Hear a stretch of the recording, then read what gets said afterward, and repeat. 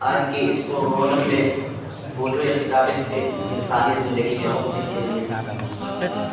شاعر لکھتا ہے صدا عشق دورہ دکھاتا نہیں گیا وقت قدرت کا نہایت قیمتی عطیہ ہے اور اللہ تبارک و تعالیٰ کا امانت ہے۔ وقت کی قدر نہ کرنا امانت میں خیانت کرنے کے مترادف ہے۔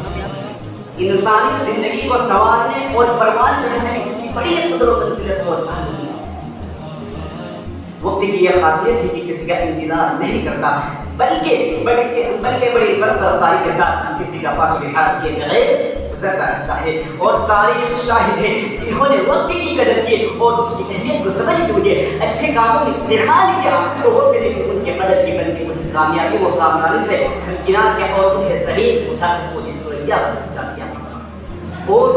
جنہوں نے بے وقت کو برباد کیا تو وقت نے انہیں بھی بے وقت بنا کر چھوڑ دیا اور ترقی پذیر ہوتے ہوئے بھی سو خواہشات کی طرف صفائی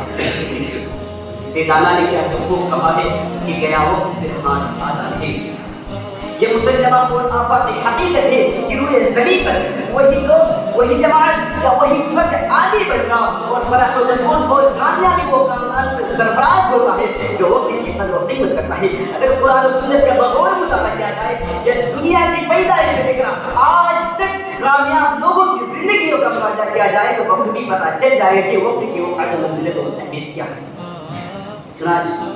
اللہ تبارک و تعالیٰ نے وقت کی اہمیت کو بیان کرنے کے لیے متعدد صورتوں میں مختلف اوقات کی قسم کھائی۔ مثلا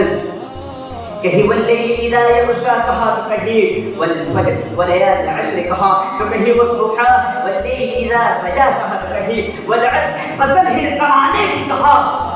یہی نہیں بلکہ نبی کریم جناب محمد رسول اللہ صلی اللہ علیہ وسلم نے بھی مختلف احادیث مبارکہ میں وقت کی قدر و قیمت کا احساس دلایا، جیسا کہ جامع ترمذی کی روایت ہے لا تزول قدم ابن آدم يوم القيامة من عوض ربه حتى يسأل عن خمس عن عمره فيما أفناه وعن شبابه فيما أبلاه۔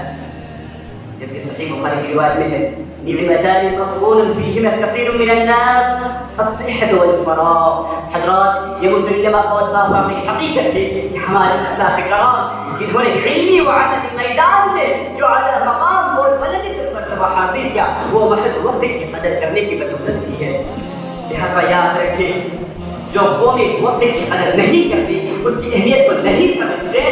تو وقت کی ان کی قدر نہیں کرتا بلکہ انہیں ضائع و برباد کر دیتا ہے، اور ایسی قومیں انحطاط و تنزل کا شکار ہو جاتی ہے اور ترقی پذیر سے زوال پذیر ہو جاتی ہے۔ اور اس کے برعکس تاریخ گواہ ہے جو قومیں وقت کی قدر کرتی ہیں تو وقت بھی ان کی قدر کرتی ہے، وہی ترقی کے راہ میں کامیاب ہوتے ہیں، وہی وہ ملت زمانے کی قیادت کو سیاست کروا لیتی ہے، وہی صحرا و بیابان کو نثار کر سکتی ہے اور پہاڑوں کو چیر کر راہ مواد کر سکتی ہے۔